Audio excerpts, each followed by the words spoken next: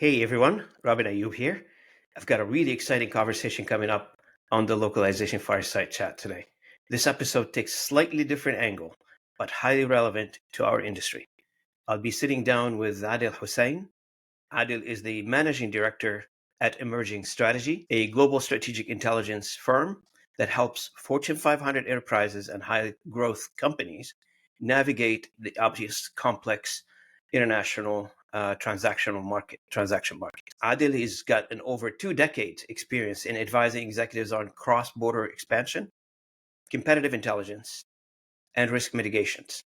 He worked extensively across Asia, Latin America, and the US in bringing data-driven and on-the-ground perspective, opinion, and advice to global businesses and solve business challenges. So why does this matter to the localization industry?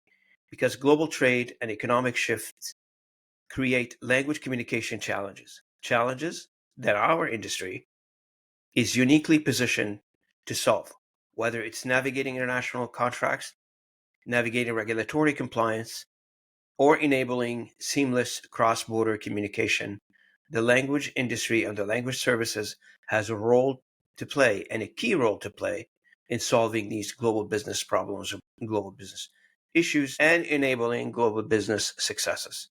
So in this episode, Adil and I dive into how businesses are adapting to trade barriers, what this means to and for the global expansion, and why language services are more critical than ever today. So join me on this fascinating conversation, and this is one of those episodes you don't want to miss. I'll see you at the episode. Thank you. Good afternoon, everybody. This is Robin Ayub from the Localization Fireside chat, and welcome to another episode. Today we're recording episode number 98. I have the honor and pleasure to have with me Adil Hussain. Adil, nice to meet you first, and welcome to the conversation. Thanks, Robin. Great to be here. Adil is the managing director of Emerging Strategy, and Emerging Strategy is a global strategic intelligence company that is based in the US. And I see there is a connection here between this conversation that we're having today about talking about cross-border transactions and information sharing and businesses moving between countries and the intrinsic connection with the language industry. And why is that? It's because for us in the language industry, it is important to facilitate those kinds of conversation or those kinds of interactions, regardless of which country they happen to be in. So it's very timely, and I already started working on the thumbnail for this one. So it should be very interesting, especially in the discussion of tariffs and cross-border regulations, maybe tightening, those kinds of things. So, Adil, before we get started, would you mind telling the audience a little bit of an introduction about yourself? Sure, absolutely. So I started Emerging Strategy almost 20 years ago because at the time I was doing strategy consulting, working in the US for a spin-off from BCG, and noticed that many of our clients were increasingly looking for an understanding of market opportunities in East Asia, in the emerging markets there, especially in China, but also other markets. Didn't really have great ways to access the kind of granular market intel that they really needed to make good decisions. So I was young, I didn't feel I had much to lose. So I just saw the business opportunity and jumped right into it. Moved to China at the age of 27 without ever having been there before. I didn't know anybody there. And just went there and started setting up a business. That 1 or 2 year experiment turned out well. So I ended up spending a decade there. Then spent a few years in Southeast Asia out of Singapore, growing our business in that region, and then returned to the US a few years ago. So I'm based in the DC area now. Excellent. And emerging strategy, like if this is what's based where it's based right now, do you like operate in a physical headquarter or you run a virtual company? Yeah, How many staff do you have? sure. Consultants, experts? Yeah, absolutely. So we operated a fairly traditional business model with offices in Shanghai and Singapore and the US and Mexico until COVID, and then started to hire people in other markets where we didn't have offices, and then eventually realized that half or more than half our staff weren't located in markets where we had an office or planned to have any offices, and then decided to close down our physical offices and become a virtual organization. So we're fully virtual today. We have a full-time team of about 25 to 30 people spread out across 14 time zones, ranging from Taiwan and China in the east all the way to Brazil and Mexico in the west, and lots of points in between. So it's great. Every single day that I'm talking to my team, I'm interacting with people from 6 or 10 different countries. I love it. And for you, that's truly a global company, the way you're describing it.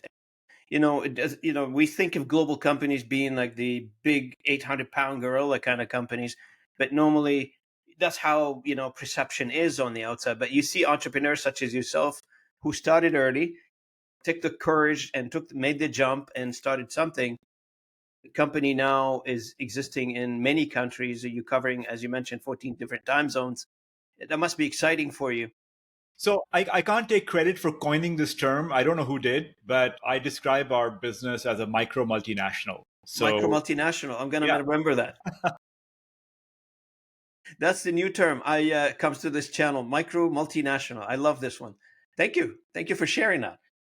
So, on the global expansion side, in your opinion, can you give us an idea, like before we dig into the technicalities of it? Who would use your services? Like in general, who would come to you and say, "Hey, Adele, I need you to help me out"? yeah. It's usually large enterprises that already have significant international presence and are looking to understand how to further grow in those markets, launch new products and services, gain market share, acquire perhaps new customers, move into adjacent areas, things like that. So I would say that's the largest portion of our business. We also work with some mid-market companies as well as some startups that are looking to, maybe they've raised funding recently, and part of that is about growing their international business or something like that. And so we also work with some of those companies, but I would say the majority are generally the kind of Fortune 1000 type of companies. And for those who don't use these types of services, and I'm thinking in my mind here, like there are many companies that probably never thought about using a company such as yours. What are the pitfalls if they don't? Well, it's about finding that clarity in the chaos and the complexity. And so large organizations tend to have a fairly structured decision-making process when they're making big bets. And especially if they're public, they need to be able to defend those bets at some point, whether it's on an earnings call or something else. And so the days of using gut feel or calling a few friends and saying, hey, what do you think? Should I enter this country or not? Those days are long gone. Today, the currency is really all about data, deep understanding. And unfortunately, there are a lot of businesses that don't invest or maybe don't have the resources to invest in that type of rigorous analysis before they jump in or before they make big bets. That would be risk exposure, isn't it? That would be like increasing the risk That's right. exposure. That's right. And sometimes people ask about, well, what are some case studies of how many billions of dollars have you helped companies make? And we've helped our clients make a lot of money by finding opportunities. But at the same time, we've also helped many of them avoid costly mistakes. And it's hard to tally that up, but it's about saying, well, look, this is perhaps not the best fit for you, and here's why. Mm-hmm. And having the evidence to back that up as well. So it's not only about making money, it can also be about saving money and making sure that you're really Avoiding allocating that. pitfalls, probably. That's right. Like for those, just want to say that, put it out there for those who are new to your company and they never heard of it before. Your website, I went on your website. It sounds like it's very rich in business cases, case studies, variety of markets, variety of industry sectors. It's very interesting for somebody who want to get to know your organization, just to get a taste of it. I Thank you. think, and I love the way you structured your website, and that's just me, because somebody from the outside, first they say, they look at a brochure website thinking it doesn't tell me much, but your website digs really deep into the heart of the matter. It says, you want to get to know us? read a little bit about some of our business cases, which is great. Kudos for that. Thanks. It's a constant work in progress. So I think it's just something we're always working on. How can we tell that story better, and make it easier for people to understand exactly what we do? Yeah, there's a saying that says, the fruit is in the pudding, and you put that out there. First, people, instead of saying demonstrate, you're showing them before they can actually. Sorry, my background is sales and marketing, so show me what you can do and show me you can do it well. So moving right along, I'm sure there is based on the last discussion that we've had, if you can expand on the idea of the balance between standardizing your global strategy as a business versus localizing it to the market that you're in. And I'm sure you advise on that all the time. So how do you see that? I mean, you've got a large organization. You mentioned you work with many of them. They're probably, from a cost perspective, they would like to standardize and put everything into a central location. But meanwhile, the local market is asking them, hey, I want something different. How do you manage that, and how do you advise on? Yeah, great question. So I would think of the 70-30 rule. So No standardize. wonder 820, right? Right. I'm a big fan of the Pareto principle. I love 80-20. Okay. But here we're going to talk about 70-30. Okay. So for international expansion, I think you're standardizing 70%, which is around your core brand, product, global identity, and really want to localize 30%: pricing, distribution, consumer experience, customer experience. And of course, sometimes even the product may need to be localized. So that's roughly how we think of it.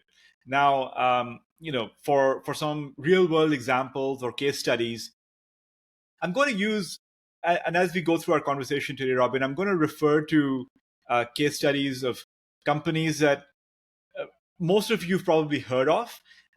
So more consumer facing types of businesses, although a lot of our work is with companies that are more B2B and are somewhat more obscure and niche. But I'm just going to give you an example right now about Netflix in India, right? So when Netflix entered the Indian market in 2016, they had their US style pricing, whatever, $6 or $10 per month, something like that. And at the same time, their local competitors were offering essentially freemium or ad supported models. So it took them 3 years to figure out what to do about this. But eventually, in 2019, they launched a $3 a month mobile only plan, which at that time at least was, I think, half or less than half the price of their cheapest global plan. They also aggressively localized their content, right? So in India, you're looking at, besides Hindi and English, you're also looking at Tamil, you're also looking at Telugu, other major regional languages, and then productions like Sacred Games and Delhi Crime. So that is that 30%. So it's not about changing the core value proposition of Netflix, right? The brand, it's a streaming service, all of that, all you can eat, all of that is true. But they had to localize certain elements of that. And so within a couple of years of making these changes, they were able to grow their India subscriber base by about 60%, making it one of their fastest growing markets. Wow, what a success story.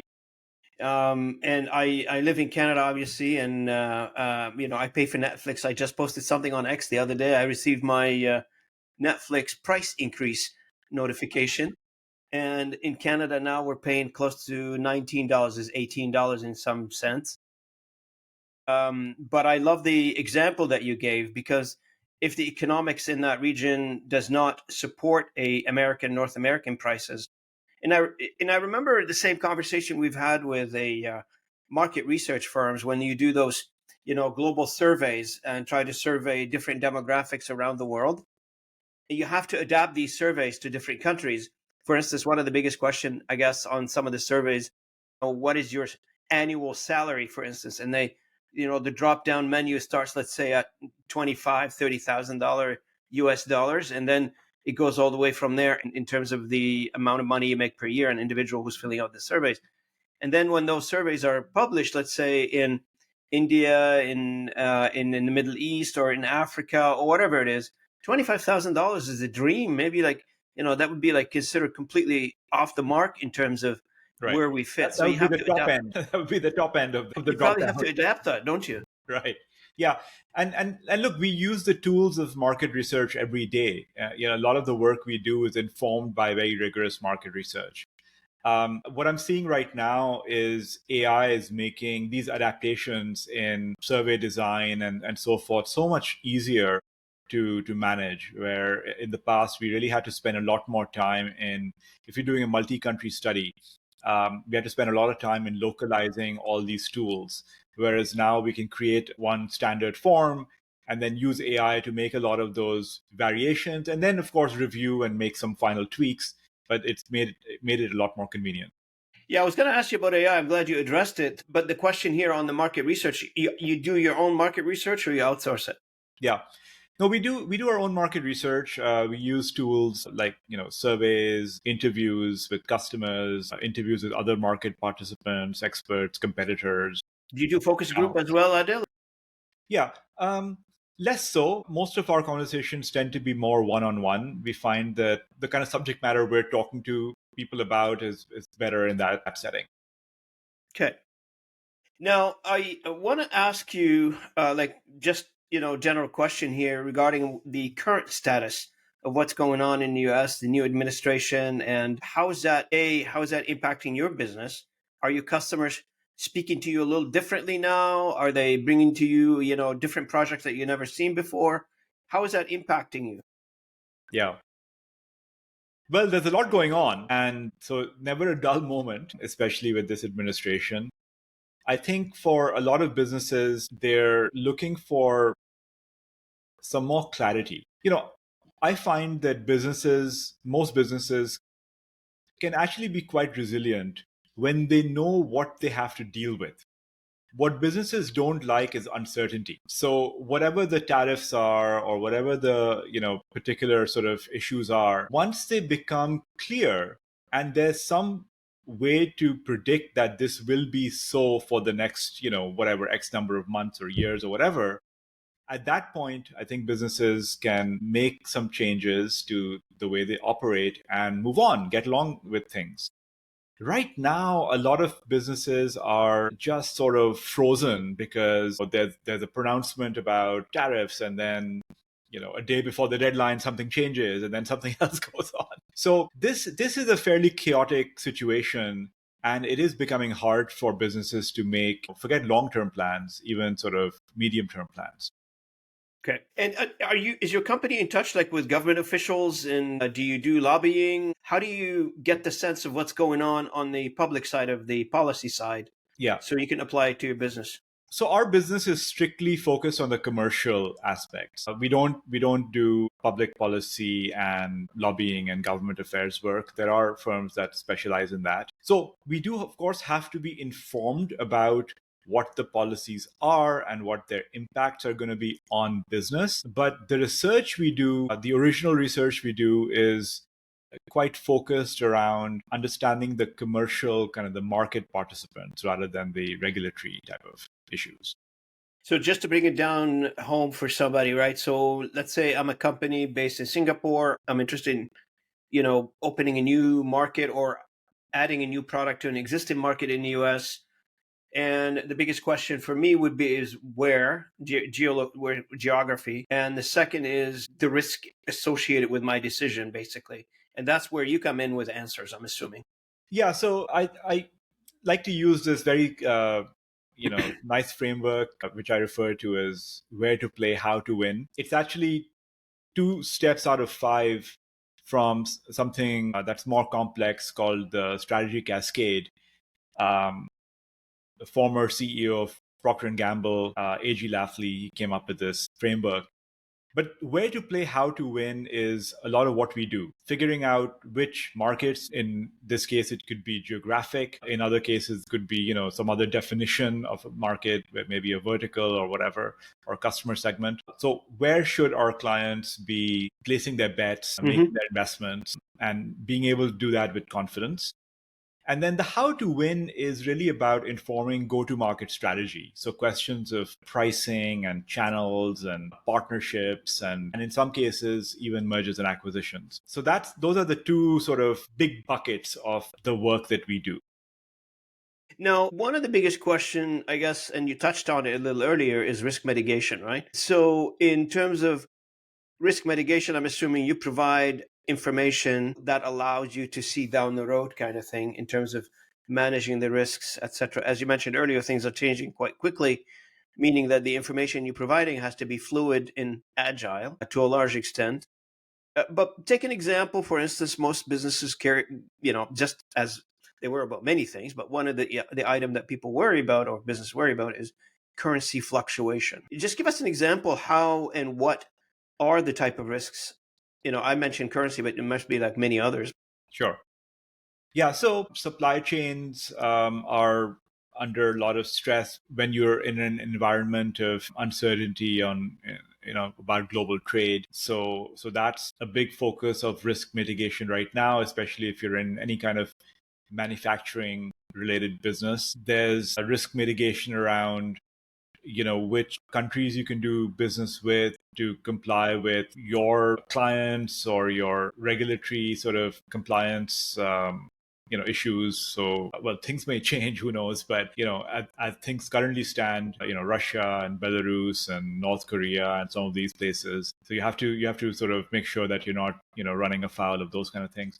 So we're not necessarily the experts in all aspects of understanding and managing international risk. That's a really big area and it falls into lots of different, very specialized roles. The area that we really specialize in is understanding markets, customers, competitors, and how to sort of win in a competitive market, how to gain share, how to get attention, how to dislodge existing competitors who might be local, who might be other multinationals. That's really where we specialize. So you're really down to the, what they call the mechanics of doing the actual business. Who's your competitor if you bring this product in? What's your, you need to worry about? Those are really tactical items that the business worry about. So the higher level items that I was just talking about, you advise on them. You probably tell your customers, here, you should be talking to this person. I'm not your best person in this case, or I'm not your best company in this case, but we help you in understanding the lay of the land when it comes to how do you market your product here in whatever region. Speaking of markets, what's your read now? Like, what do you feel the regions that there are, or industries around the world that you think they're going to be the big hotspots right now? So I think that there's still a lot of additional growth potential in emerging and frontier markets. And when you see countries generally move up the income ladder, people start paying more attention to and spending more on, because they have the ability to, on services around health and education and consumer products and so forth. So I take an overall long-term, highly optimistic view, where I think that there's a lot of additional potential in emerging markets around the world. And so I would overall, again, in the longer term view, be fairly bullish about those types of sectors. The decade that I spent in China, I saw firsthand the significant sort of, improvements in lifestyle that people had, and not just in tier one cities like Shanghai, where I lived, also in so China has a system of classifying cities by tier. And so, I had the fortune to travel extensively in the country, including to tier 5 and tier 6 country cities. And so you could really tell the difference in terms of the development, in terms of like the access to products and services in even these fairly small towns by Chinese standards. Maybe it's a large city by Canadian standards. But I think that overall, I think there's still a lot more runway. There's a lot more growth potential there.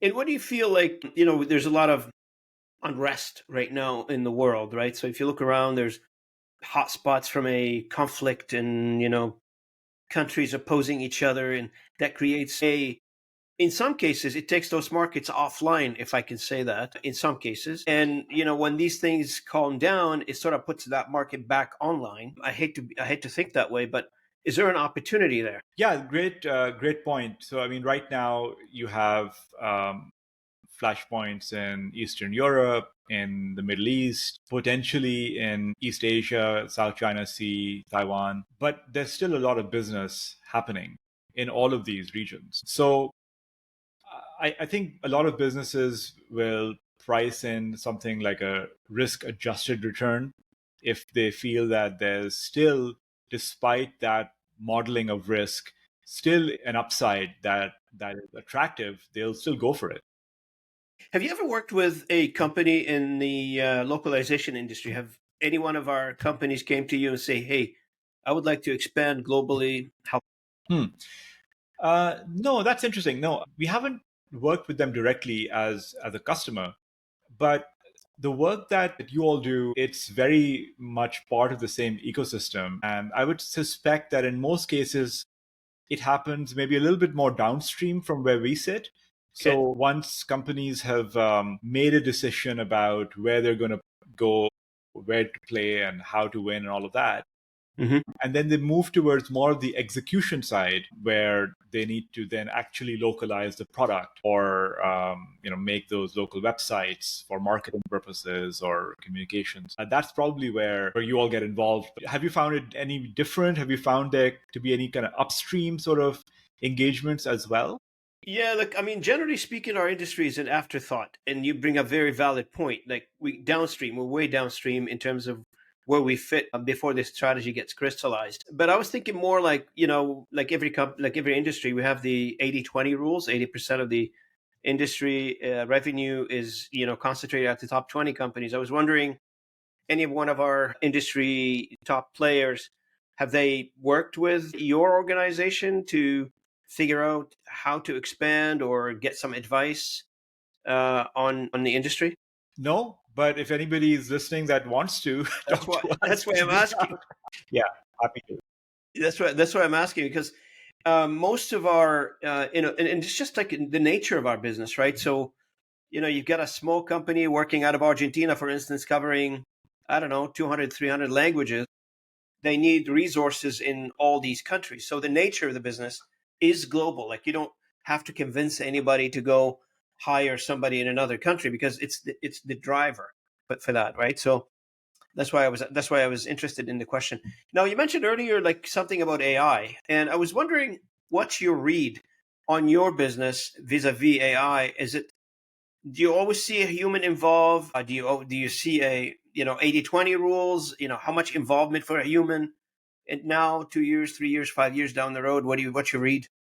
Yeah, great question. So, where we sit is in the broader sort of information space as well, right? And the information space is being rapidly disrupted by AI. I mean, even take Google as an example. I use Google a lot less now than I used to a few years ago because I'm able to go to Perplexity, for example, to ask questions and get back answers with sources that are fairly high quality. So the overall space of people being able to access information easily, conveniently, that space is changing very much. I think what AI does quite well is it detects early market signals. It can help you track trends. It can help retrieve government filings and things like that by being everywhere at once and really automating this idea of monitoring at scale, Yep. which if you're doing it in a very human centric way, that can be very expensive and labor intensive. So, for example, scanning regulatory updates in multiple languages in 50 countries around the world in seconds, something that would take an analyst quite a long time to do. Where I think AI has limitations, at least for now, is bringing the human context. At the end of the day, until AI becomes our customer, maybe that'll happen one day. At the moment, customers are humans. And so, if you're a business that's trying to understand a market, you need to engage with actual people, whether they're representing a business or whether they're consumers. And you need to be able to get some insight directly from people about how they feel about your product or service and whether they would buy it and what they'd be willing to pay and how they think of this versus other options and things like that. I don't see AI yet sort of taking over that space of primary research. But are there tools that make it easier to conduct primary research? Sure, that's happening. So at the moment, I feel that it's very much around a combination of human and AI working together to do the heavy lifting, at least in our line of work. And you know what? It seems to be a common thread across everybody I talk to that AI is playing a role, but it's helping. But those out there that they have this utopia vision that AI will take over in some cases, completely 100% in its current status. If it doesn't evolve and become better, and I'm sure it's happening as we speak, but in its current status, there are a lot of human in the loop required on every job. Like if you're in the research business, or if you're an engineer, or if you're a lawyer, if you are whatever job you do. And I did an episode on the knowledge base industry and the impact of AI in knowledge base industry, which covers pretty much the gamut. It's still like it's a great help. Everybody says the same thing. It's a great help. It's allowing me to do things, complex things, in a shorter time. But I still have to go over it as a human, as a professional, as an expert, just to make sure that we're not hallucinating in terms of the way we're providing our answers to our customers. Right. I mean, even in my sort of day-to-day use of AI, just for personal questions and not even like work related necessarily, I often find myself cross-checking, sanity checking from the answers from one AI to another. So I'm the sort of a AI. I don't know anything about the programming side of AI, but I'm kind of a power user of AI, and I pay for ChatGPT and Perplexity and Claude and probably three other things as well. And so I'm often like taking the answers from here and putting it over there and saying, well, what do you think of this? Does this make any sense? And then I take that and put it back in the other one. Playing them off of each other. And the answers are often different. And so it gives me an ability to then say, well, are you hallucinating? Like, is this nonsense? It sounds to me like if I can just visualize and picture it in my mind that I've got all these AI models out there running, and every one of them pretending to be like the better and the best. I just see them in my mind like a robots, bunch of them, like the robots in the room fighting with each other, and you can do a video game out of it. So maybe somebody's working on this now. So, but the evolution of AI, it's like this is the scary part. My background is computer science, and I've always been intrigued in this.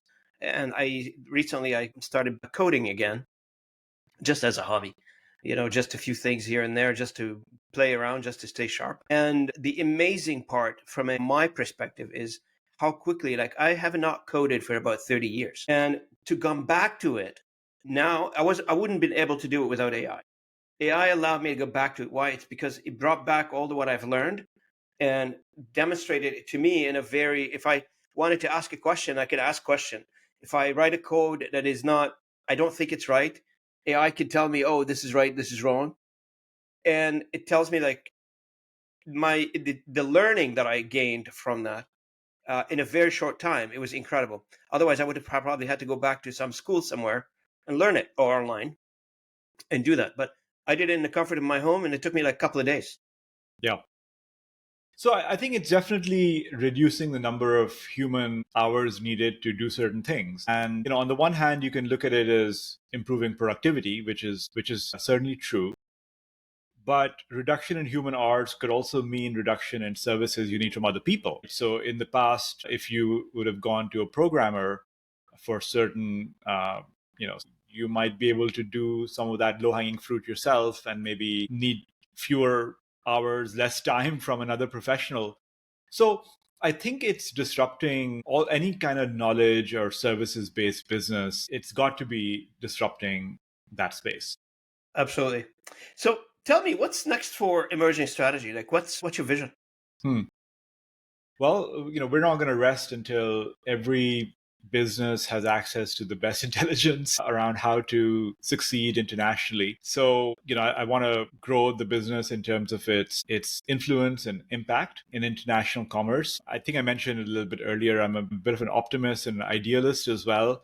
I think that cross-border business, cross-border commerce really plays a very important role in bringing people together and driving some kind of common shared interest as well, which can hold us together as humanity. So it might seem a little bit lofty to say, well, market advisory and market intelligence is somehow doing that. But I would like to think that helping companies make better and more informed decisions that allow them to do more business internationally is part of that.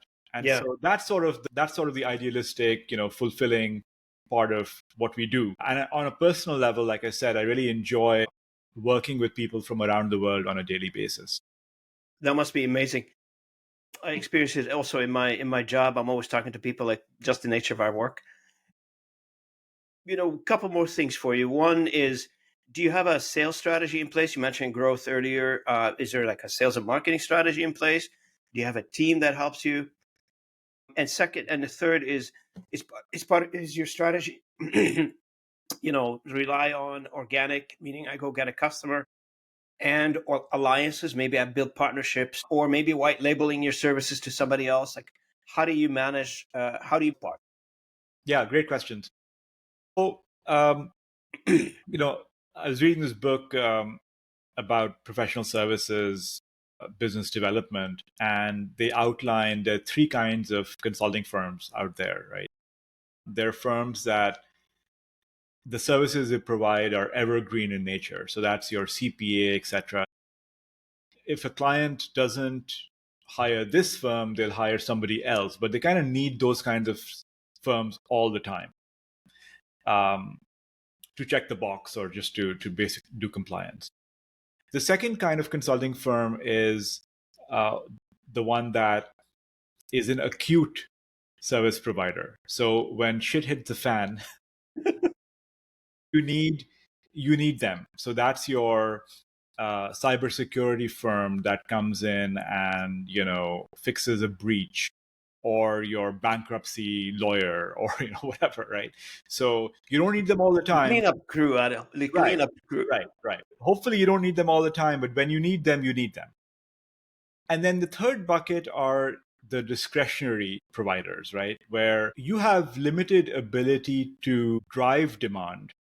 You have to wait for the client to be ready to take action, and then you can step in and help them. And I think a lot of what we do probably falls into that bucket. So business development for us is really more about being seen and heard, being visible, so that when a client has that need, they think of us and hopefully, give us a call or send us an email and say, hey, we spoke, or I read this thing you wrote, or whatever, and I want to talk about it. But we have limited levers, I feel, to create a need where the client themselves don't know that it's not like that movie Inception where you can go into somebody's head and sort of make them do something. No. The need has to be there, and somebody has to realize I've got a problem. I need a solution That's right. for them to come in. And but you're right about building connections, though, and being visible in front of your potential customers. Yeah. Because you don't know if they have a need now, and they may have a need tomorrow or 2 years from now. But if they have your business card or they remember your name, they'll probably reach out to you. Yeah. And you asked about partnerships. So that's actually one of our more recent initiatives. Yeah. Because, just like us, there are lots of other service providers that are also involved in the general sort of ecosystem of international business, international growth, etc. And it's possible that in some cases we may overlap a little bit with each other, but in many cases the services are quite distinct. And I feel that there are opportunities to refer business back and forth as well. So something we're paying a lot more attention to at the moment is deliberately reaching out and making connections with other providers, even if they are unrelated to our services. Mm-hmm.